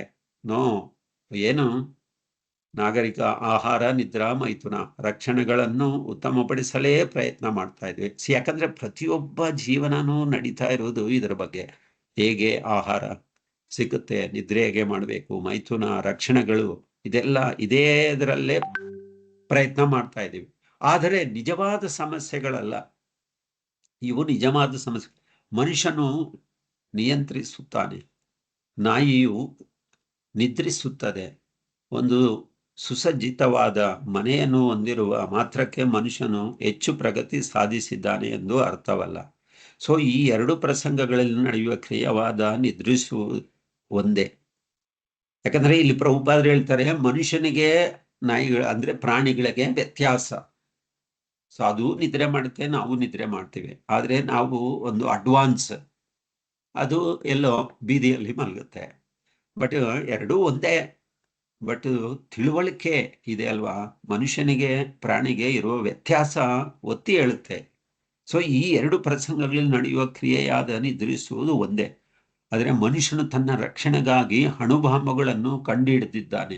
ನಾಯಿ ಕೊರೆ ಹಲ್ಲುಗಳು, ಪಂಜಗಳು ಇವೆ, ಅದು ಕೂಡ ತನ್ನ ರಕ್ಷಿಸಿಕೊಳ್ಳಬಲ್ಲದು. ಈ ಎರಡು ಪ್ರಸಂಗಗಳಲ್ಲಿಯೂ ರಕ್ಷಣಾ ಬ್ರಹ್ಮಾಂಡವನ್ನೇ ಗೆಲ್ಲಬಲ್ಲ ಎಂದು ಮನುಷ್ಯನು ಹೇಳಲ್ಲ. ಆದರೆ ಅದು ಇಲ್ಲವೇ ಸಾಧ್ಯವಿಲ್ಲ. ರಕ್ಷಣೆಗಾಗಿ ಮನುಷ್ಯನು ವ್ಯಾಪಕವಾದ ವಿಧಾನವನ್ನು ಹೊಂದಿರಬಹುದು, ಇಲ್ಲವೇ ಆಹಾರ, ನಿದ್ರಾ, ಮೈಥುನಗಳಿಗೆ ವೈಭವೋಪೇತವಾದ ವ್ಯವಸ್ಥೆಯನ್ನು ಮಾಡಿಕೊಂಡಿರಬಹುದು. ಆದರೆ ಇವೆಲ್ಲ ಅವನು ಪ್ರಗತಿ ಪರವನ್ನವಾಗಿರುವುದಿಲ್ಲ. ಈ ಪ್ರಗತಿ ನಯನಗೊಳಿಸುವ ಪಶು ಜೀವನ ಎಂದು ಹೇಳಬಹುದಷ್ಟೇ. ಅದಕ್ಕೆ ಪ್ರಭುಪಾದರು ಏನ್ ಹೇಳ್ತಾ ಇದ್ದಾರೆ ಅಂದ್ರೆ, ಇಲ್ಲಿ ನಾವು ನಮ್ಮ ಜೀವನ ಹೇಗಿದೆ ಅಂದ್ರೆ, ಇದಕ್ಕೆ ಒಂದು ಕತೆ ಇದೆ ಪುರಾಣಗಳಲ್ಲಿ. ಯಾಕಂದ್ರೆ ನಾವೆಲ್ಲ ಹೊರಗಡೆ ಪ್ರಪಂಚದಲ್ಲಿ ವಾಸ ಮಾಡ್ತಾ ಇದ್ದೀವಿ. ನಾವು ಇದರ ಬಗ್ಗೆ ತಿಳ್ಕೊಳ್ಳಿ ಸರ್, ನೀವು ದೇವಸ್ಥಾನಕ್ಕೆ ಬನ್ನಿ, ಭಗವಂತನ ನಾಮ ಜಪ ಮಾಡಿ, ಭಗವಂತನ ಬಗ್ಗೆ ಓದಿ, ಭಕ್ತಿ ಜೀವನ ಮಾಡಿ ಅಂದ್ರೆ ಯಾರು ಬರಲ್ಲ. ಯಾಕಂದ್ರೆ ಇಲ್ಲಿ ಪ್ರಭುಪಾದರು ಹೇಳಿರುವ ಹಾಗೆ ನಾವೆಲ್ಲ ಆಹಾರ, ನಿದ್ರಾ, ಭಯ, ಮೈಥುನದಲ್ಲೇ ತೊಡಗಿದ್ದೀವಿ. ಅದಕ್ಕೆ ಪುರಾಣದಲ್ಲಿ ಒಂದು ಕಥೆ ಇದೆ. ಹಿಂದೆ ಒಬ್ಬ, ಅವನ ಹೆಸರು ಧ್ಯಾನ ಚಂದ ಅಂತ, ಒಬ್ಬ ವ್ಯಾಪಾರಿ. ಅವನು ದೊಡ್ಡ ಭಗವತ್ ಭಕ್ತ. ಅವನು ಪ್ರತಿದಿನ ಏನ್ ಮಾಡ್ತಾ ಇದ್ದ, ಅವನ ಕಾರ್ಯಗಳೇನಪ್ಪ ಅಂದ್ರೆ ಸ್ನಾನ ಮಾಡಿ ದೇವ್ರ ಪೂಜೆ ಮಾಡೋದು, ಮತ್ತೆ ಅವನು ಅಂಗಡಿಗೆ ಹೋಗಿ ವ್ಯಾಪಾರ ಮಾಡೋದು. ಅವನೇನ್ ಮಾಡ್ತಾ ಇದ್ದ, ಮಧ್ಯಾಹ್ನದವರೆಗೆ ಅಂಗಡಿದಲ್ಲಿ ಇದ್ದುಕೊಂಡು ವ್ಯಾಪಾರ ಮಾಡ್ತಾ ಇದ್ದ. ಅನಂತರ ಕಾಲ ಅವನು ಮನೆಗೆ ಬಂದ್ಬಿಟ್ಟು ಧ್ಯಾನ ಮಾಡೋದು, ಭಗವಂತನ ಕಾರ್ಯಗಳಲ್ಲಿ ಕಾಲ ಕಳೆಯುವುದು. ಇದು ಅವನ ದಿನನಿತ್ಯದ ಕಾರ್ಯಗಳು, ಕರ್ಮಗಳು. ಆಮೇಲೆ ಅಲ್ಲಿ ನಗರದ ಒಬ್ಬ ಮಹಾ ಮೇಧಾವಿ, ಅವನ ಹೆಸರು ಲಕ್ಷ್ಮೀಪತಿ ಅಂತ. ಅವರು ಈ ಧ್ಯಾನಚಂದನಿಗೆ ಕರೀತಾರೆ, ತನ್ನ ಮನೆಗೆ ಕರೆಸು, ಅವನಿಗೆ ತಲೆಗೆ ಒಂದು ಟೋಪಿ ಹಾಕ್ತಾರೆ, ತೊಡಗಿಸಿ ಹೇಳ್ತಾರೆ, ಒಂದು ಟೋಪಿ ತೊಡಗಿಸಿ ಹೇಳ್ತಾರೆ. ಅವಾಗ ಏನ್ ಹೇಳ್ತಾರೆ ಗೊತ್ತಾ, ಮಹಾಮೂರ್ಖನಿಗೆ ಕೊಡಲು ಈ ಟೋಪಿಯನ್ನು ನಾನು ಮಾಡಿಸಿದೆ, ನೀವೇ ಇದಕ್ಕೆ ಅರ್ಹರು ಅಂತ. ಆ ಧ್ಯಾನಚಂದನ್ಗೆ ಟೋಪಿ ಆಗ್ಬಿಟ್ಟು ಈ ಲಕ್ಷ್ಮೀಪತಿ ಅವ್ರು ಹೇಳ್ತಾರೆ, ಯಾಕಂದ್ರೆ ಇದು ನಾನು ಮಾಡಿಸಿರೋದು ಒಬ್ಬ ಮೂರ್ಖನಿಗೆ, ಆ ಮೂರ್ಖ ನೀನೇ, ಇದು ನೀನೇ ಅಂತ. ಆದ್ರೆ ಧ್ಯಾನಚಂದ ಮೂರ್ಖನೆಂದು ಯಾಕೆ ಅಂತ ಭಾವಿಸುವಿರಿ ಅಂತ ಅವರು ಕೇಳ್ತಾರೆ. ಯಾರಿಗೆ? ಲಕ್ಷ್ಮೀಪತಿಗೆ. ಅವ್ರು ಹೇಳ್ತಾರೆ, ಲಕ್ಷ್ಮೀಪತಿ ಧ್ಯಾನಚಂದನ್ಗೆ ಹೇಳ್ತಾರೆ, ನೀನು ಒಬ್ಬ ವ್ಯಾಪಾರಿ. ಆ ವ್ಯಾಪಾರಿ ಧರ್ಮ ಏನು? ಧನ ಸಂಪಾದನೆ ಮಾಡಬೇಕು. ಆದ್ರೆ ನೀವು ಧನ ಸಂಪಾದನೆಗೆ ಸಮಯ ಕೊಡ್ತಾ ಇಲ್ಲ. ಸ್ವಲ್ಪ ಸಮಯ ಮಾತ್ರ ಕೊಡ್ತಾ ಇದೀಯ, ಧನ ಸಂಪಾದನೆ ಮಾಡ್ತಾ ಇದೀಯ ಅಷ್ಟೇ. ಸೊ ಅಂತ ನಿಮ್ಮಂತ ಮೂರ್ಖರು ಬೇರೆ ಯಾರು ಇದ್ದಾರೆ ಅಂತ ಅವರು ಪ್ರಶ್ನೆ ಮಾಡ್ತಾ ಇದ್ದಾರೆ. ಆಮೇಲೆ ಸೊ ಅದರಿಂದಲೇ ಈ ಟೋಪಿ ನಿನಗೆ ಕೊಟ್ಟಿದ್ದೀನಿ, ಸೊ ನಿಮ್ಮಂತ ಮೂರ್ಖರು ಯಾರು ಇಲ್ಲ ಅಂತ. ಸೊ ಆಮೇಲೆ ಆ ಧ್ಯಾನ ಚಂದ ಆ ಹುಡುಗ ಏನ್ ಮಾಡ್ತಾನೆ, ಪ್ರತ್ಯುತ್ತರ ಕೊಡದೆ ಮನೆಗೆ ಹೋಗ್ಬಿಡ್ತಾನೆ. ಹೋಗ್ಬಿಟ್ಟು ಸೊ ಇದೇ ತರ ವ್ಯವಹಾರ ಅದೇ ತರ ಮಾಡ್ತಾನೆ, ಮುಂದುವರಿಸ್ಕೊಂಡು ಹೋಗ್ತಾ ಇರ್ತಾನೆ. ಇವೇನು ಬಂಧು ಬಾಂಧವರು ಕೂಡ ಅವನಿಗೆ ಮೂರ್ಖತನದ ಬಗ್ಗೆ ಅವನಿಗೆ ಹೇಳೋಣ, ಓ ಇವನು ಯಾಕಂದ್ರೆ ಯಾರು ಏನೇ ಹೇಳಿದ್ರು ಅವನು ಮಾಡೋದು ಅಷ್ಟೇ. ಅರ್ಧ ದಿವಸ ಮಾತ್ರ ಅವನು ವ್ಯಾಪಾರ ಮಾಡ್ತಾನೆ, ಇನ್ನು ಅರ್ಧ ದಿನ ಮಾತ್ರ ಪೂಜಾ, ಧ್ಯಾನ, ಭಗವದ್ಗೀತಾ, ಭಾಗವತ ಇಂತಹ ಭಕ್ತಿ ಕಾರ್ಯಗಳಲ್ಲಿ ಸಮಯವನ್ನು ಅವನು ಕಾಲ ಕಳೀತಾ ಇದ್ದ, ಮಾಡ್ತಾ ಇದ್ದ ವರ್ಗು ಅರ್ಧ ದಿವಸ ಮಾತ್ರ. ಆದ್ರೆ ಇವ್ರಿಗೆಲ್ಲ ಏನ್ಸು ಅವನು ಮೂರ್ಖ ಅಂತ ಗೊತ್ತಾಗ್ತಾ ಇತ್ತು. ಆಮೇಲೆ ಮುಂದೆ ಏನಾಗುತ್ತೆ, ಕೆಲವು ವರ್ಷಗಳ ನಂತರ ಈ ಧನಿಕ ಯಾರು ಲಕ್ಷ್ಮೀಪತಿ ಅಸ್ವಸ್ಥನಾದನು, ಅಂದ್ರೆ ವಯಸ್ಸಾಯ್ತು, ಇನ್ನೇನು ಅಂತಿಮ ಕಾಲ ಬಂದೇ ಬಿಡ್ತು. ಆಗ ಆತನು ನೋಡಲು ಈ ವ್ಯಾಪಾರಿ ಯಾರು ಧ್ಯಾನಚಂದ ಹೋಗಿ ಕೇಳ್ತಾನೆ, ಸ್ವಾಮಿ, ಪರಲೋಕದಲ್ಲಿ ಸುಖ ಜೀವನ ನಡೆಸಲು ಏನಾದರೂ ವ್ಯವಸ್ಥೆ ಮಾಡಿದ್ದೀರಾ? ಇವಾಗೇನು ಸಮಯ ಆಯ್ತು, ಸಂದರ್ಭ ಬಂತು, ಇವಾಗ ನೀವು ದೇಹ ತ್ಯಾಗ ಮಾಡಿ ಹೋಗ್ಬೇಕು, ಏನಾದರೂ ವ್ಯವಸ್ಥೆ ಮಾಡ್ಕೊಂಡಿದ್ದೀರಾ ಅಂತ. ಅವಾಗ ಲಕ್ಷ್ಮೀಪತಿ ಅವರು ಕೇಳ್ತಾರೆ, ಲಕ್ಷ್ಮೀಪತಿ ಧ್ಯಾನ ಚಂದ ಅವ್ರನ್ನ, ಏನು ಕೇಳ್ತಿದ್ದೀರಾ? ಆಶ್ಚರ್ಯದಿಂದ ಅವನು ಕೇಳ್ತಾನೆ, ಆಶ್ಚರ್ಯದಿಂದ, ಏನದು ಅಂತ. ಅಲ್ಲ, ಪರಲೋಕದಲ್ಲಿ ಇರಲು ಒಳ್ಳೆಯ ವ್ಯವಸ್ಥೆ ಬೇಕಲ್ವೇ? ಯಾಕಂದ್ರೆ ದೇಹ ತ್ಯಾಗ ಮಾಡಿಬಿಟ್ಟು ನೀವು ಎಲ್ಲೋ ಹೋಗ್ಲೇಬೇಕು, ಎಲ್ಲೋ ಹೋಗ್ತೀನಿ ನಮ್ಗೆ ಗೊತ್ತಿಲ್ಲ, ಎಲ್ಲೋದ್ರೂ ನೀವು ಏನಾದರೂ ಮಾಡಲೇಬೇಕು ಕರ್ಮಗಳು. ಯಾಕಂದ್ರೆ ನೀವು ಅಲ್ಲಿ ಸುಖವಾಗಿ ಒಳ್ಳೆ ಮನೆ, ಒಳ್ಳೆ ನಿದ್ರೆ, ತಮ್ಮ ಸೇವೆಗೆ ಸೇವಕರು, ಇದೆಲ್ಲ ಬೇಕಲ್ವಾ? ಏನಾದರೂ ವ್ಯವಸ್ಥೆ ಮಾಡ್ಕೊಂಡಿದ್ದೀರಾ ಅಂತ ಪ್ರಶ್ನೆ ಕೇಳ್ತಾ ಇದ್ದಾನೆ ಯಾರು? ಧ್ಯಾನಚಂದ. ಸೊ ಪರಲೋಕದಲ್ಲಿ ವ್ಯವಸ್ಥೆ ಮಾಡಲು ಯಾರಿಗೂ ಕಲಿಸಲು ಸಾಧ್ಯವಿಲ್ಲ, ನನ್ನ ಜೊತೆ ಯಾರು ಕೂಡ ಬರಲು ಸಾಧ್ಯವಿಲ್ಲ. ಬಂಧು ಬಾಂಧವರು, ಸಂಪತ್ತು, ವ್ಯಾಪಾರ ಇವು ಯಾವುವು ನನ್ನ ಜೊತೆ ಬರುವುದಿಲ್ಲ, ನಾನು ಒಬ್ಬಂಟಿಯಾಗೇ ಹೋಗ್ಬೇಕು. ಸೊ ಇದು ಹೇಗೆ ಸಾಧ್ಯ ಅಂತ ಲಕ್ಷ್ಮೀಪತಿ ಧ್ಯಾನಚಂದನಿಗೆ ಉತ್ತರ ಕೊಡ್ತಾನೆ. ಆಮೇಲೆ ಆವಾಗ ಏನ್ ಮಾಡ್ತಾನೆ ಧ್ಯಾನಚಂದ, ಹಾಗಾದ್ರೆ ಈ ಟೋಪಿ ಧರಿಸಲು ನೀವೇ ಯೋಗ್ಯವಾದ ವ್ಯಕ್ತಿ ಅಂತ ಆ ಟೋಪಿ ತೆಗೆದು ಬಿಟ್ಟು ಲಕ್ಷ್ಮೀಪತಿ ಆಗ್ಬಿಡ್ತಾನೆ. ಸೊ ಅವಾಗ ಏನ್ ಹೇಳ್ತಾರೆ, ಈ ಟೋಪಿ ತೆಗೆದು ಲಕ್ಷ್ಮೀಪತಿ ಮೇಲೆ ಕೊಟ್ಟ ಮೇಲೆ ಏನು ಗೊತ್ತಾ, ಇದು ಕೊಟ್ಟ ತಕ್ಷಣ ಅವ್ರಿಗೆ ಟೋಪಿ ಅವ್ರ ತಲೆಗೆ ಆದ ತಕ್ಷಣ ಅವ್ರಿಗೆ ಆಶ್ಚರ್ಯವಾಗುತ್ತೆ, ಇದೇನಿದು ಅಂತ ಅವರು ಲಕ್ಷ್ಮೀಪತಿ ಅವರು ಕೇಳ್ತಾರೆ. ಸೊ ಆವಾಗ ಧ್ಯಾನಚಂದ ಕೇಳ್ತಾನೆ, ಸಾರ್, ಪರಲೋಕಕ್ಕೆ ಏನನ್ನು ಒಯ್ಯಲು ಸಾಧ್ಯವಿಲ್ಲ ಎಂದು ನೀವು ತಿಳಿದುಕೊಂಡಿದ್ದೀರಾ. ಪೂರ್ತಿ ಜೀವನ ನೀವು ಏನ್ ಮಾಡಿದ್ದೀರಾ, ಧನ ಸಂಪಾದನಲ್ಲೇ ಬಳಸಿದ್ದೀರಾ. ಆದ್ರೆ ಇದೀಗ ಧನ ಸಹಾಯ ಮಾಡುದು, ಧನ ಬರುತ್ತಾ, ಧಾನ್ಯ ಬರುತ್ತಾ? ಯಾವುದೂ ಬರಲ್ಲ. ಪತ್ನಿ ಬರ್ತಾರ, ಪುತ್ರ ಬರ್ತಾರ, ಬಾಂಧವರು ಬರ್ತಾರ, ಯಾರೂ ಸಹಾಯ ಮಾಡಲ್ಲ. ಆದ್ರೆ ಶಾಶ್ವತ ಉಪಯೋಗಕ್ಕಾಗಿ ನೀವು ಏನಾದರೂ ಸಂಪಾದಿಸದೆ ಅಶಾಶ್ವತ ಜೀವನಕ್ಕಾಗಿ ಎಷ್ಟೊಂದು ಸಂಪಾದಿಸಿದ್ರೆ, ಅಂದ್ರೆ ಎಷ್ಟೊಂದು ನೀವು ಸಂಪಾದನೆ ಮಾಡಿ ಐಶ್ವರ್ಯ ಅಂತಷ್ಟು ಎಲ್ಲ ಕೂಡಿಟ್ಟಿದ್ದೀರಿ. ಸೊ ನಿಮ್ಮಂತ ಮೂರ್ಖರು ಯಾರಿದ್ದಾರೆ? ಆದ್ದರಿಂದ ದೊಡ್ಡ ಮೂರ್ಖರು ನೀವೇ, ಹಾಗಾಗಿ ಈ ಟೋಪಿ ನಿಮಗೆ ಅಂತ. ಸೊ ಅಲ್ವಾ ನಮ್ಮ ಜೀವನ ಹಾಗೆ. ನಾವು ಏನಾದ್ರೂ ದೇವಸ್ಥಾನಕ್ಕೆ ಬನ್ನಿ, ಭಕ್ತಿ ಮಾಡಿ, ದೇವರ ದರ್ಶನ ಮಾಡಿ, ಭಕ್ತರ ಸಹವಾಸ ಮಾಡಿ, ಭಗವದ್ಗೀತಾ ಓದಿ, ಸೊ ಸ್ವಲ್ಪ ಸಮಯ ಕೊಡಿ, ನಾವೇನು ಹೇಳ್ತಾ ಇಲ್ಲ ನಿಮಗೆ ನೀವು ಜೀವನ ಪೂರ್ತಿ ಇಲ್ಲೇ ಇರಿ, ಇಲ್ಲೇ ಬನ್ನಿ, ಇದು ಮಾಡಿ ಅಂತ ಭಗವಂತ ಕೇಳಲ್ಲ. ಯಾಕಂದ್ರೆ ನಮ್ಮ ಪ್ರೊಫೆಷನಲ್, ನಮ್ಮ ಕರ್ಮದ ಪ್ರಕಾರವಾಗಿ ನಾವು ವರ್ಕ್ ಮಾಡಬೇಕು, ವ್ಯಾಪಾರ ಮಾಡಬೇಕು. ನಾವು ಏನು ನಮ್ಮ ಪ್ರೊಫೆಷನ್ ಇದೋ ಅಲ್ಲಿ ಹೋಗ್ಲೇಬೇಕು, ಮಾಡಲೇಬೇಕು. ಬಟ್ ಸ್ವಲ್ಪ ಸಮಯ ಕೊಡಬೇಕು ಭಗವಂತನಿಗೆ. ಜಪ ಮಾಡಬೇಕು, ಭಗವಂತನ ಬಗ್ಗೆ ಕೇಳಬೇಕು, ಓದಬೇಕು, ಜಪ. ಸೊ ಇಂಥದ್ದೆಲ್ಲ ಮಾಡಬೇಕು. ಅವಾಗೇ ನಮಗೆ ಮುಂದೆ ಭಗವಂತ ಅಲ್ಲಿ ಒಂದು ದಾರಿ, ಒಂದು ಜಾಗ ನಮಗೆ ರಿಸರ್ವ್ ಮಾಡ್ತಾನೆ ಭಗವಂತ. ಸೊ ಅದಕ್ಕೆ ಮೂರ್ಖರ ತರ ನಾವು ಸುಮ್ಮನೆ ಕಾಲ ಕಳ್ಕೊಂಡು ಭಗವಂತ ಅಂದ್ರೆ ಓನ್ಲಿ ಒಂದು ಮಾಲೆ ಮಾಡ್ತೀನಿ, ಓನ್ಲಿ ಒಂದು 10 ನಿಮಿಷ ಜಪ ಮಾಡ್ತೀನಿ. ಭಗವಂತ ಹೇಳ್ತಾ ಇರೋದಿಲ್ಲ. ಎಷ್ಟು ಸಮಯ ಅಟ್ಲೀಸ್ಟ್ ನಾವು ಭಗವಂತನಿಗೆ ಏನಾದ್ರೂ ಮಾಡಬೇಕು, ಅವಾಗೇ ನಾವು ಇದರಿಂದ ದೂರ ಆಗುದು. ಅದಕ್ಕೆ ಪ್ರಭುಪಾದರು ಹೇಳ್ತಾರೆ, ಓನ್ಲಿ ಆಹಾರ ನಿದ್ರಾ ಭಯ ಮೈಥುನಂ ಇದರಲ್ಲೇ ನಾವು ಕಾಲ ಕಳಿಬಾರ್ದು. ಸೊ ನಾಯಿನೂ ನಿದ್ರೆ ಮಾಡುತ್ತೆ, ನಾಯಿನೂ ಆಹಾರಕ್ಕೆ ಜೀವಗಳ ಆಹಾರಕ್ಕೆ ಹುಡುಕಾಡ್ತಾ ಇರುತ್ತೆ. ಇದು ಸಿಕ್ಕುತ್ತೆ. ಭಗವಂತ ಹೇಳಿದ್ದಾನೆ, ನಮಗೆ ನಮ್ಮ ಕರ್ಮ ಪ್ರಕಾರವಾಗಿ ನಮ್ಗೆ ಏನಿದೆ ಭಗವಂತ ಕೊಡ್ತಾನೆ. ಅದರಿಂದ ನಾವು ಏನ್ ಮಾಡ್ಬೇಕು? ಭಕ್ತಿ ಜೀವನ, ಭಕ್ತಿ ಸೇವೆ, ಭಗವಂತನ ಬಗ್ಗೆ ಕೇಳ್ತಾ ಇರ್ಬೇಕು. Okay, thank you. Hare Krishna. So ಇಲ್ಲಿಗೆ ಮುಗಿಸೋಣ, ಯಾಕಂದ್ರೆ ದಾಮೋದರ ಆರತಿ ಇದೆ 8 ಗಂಟೆಗೆ. ಸೊ 7:50 ಆಯ್ತು. ಸೊ ದಯವಿಟ್ಟು ಇವತ್ತು ನಾವು Hare Krishna, Hare Krishna Mataji. Hare Krishna Prabhu. Hare Krishna, Hare Krishna. Thank you. Hare Krishna Prabhu.